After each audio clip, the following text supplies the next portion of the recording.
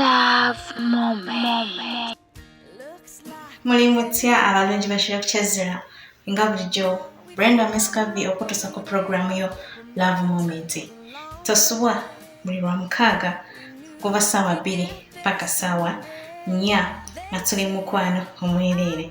Bannanga bakozeeko n'ennyambala n'ennyuma nga wonna bwenaku olwaleero beba Shifa Boutique gwena yona yagala okudizayininga ng'ogera ogenda ku mubiri gwo tukira Shifa Boutique ne bannaffe aba Social World Cake abakola keke ezisinga okuwuuma.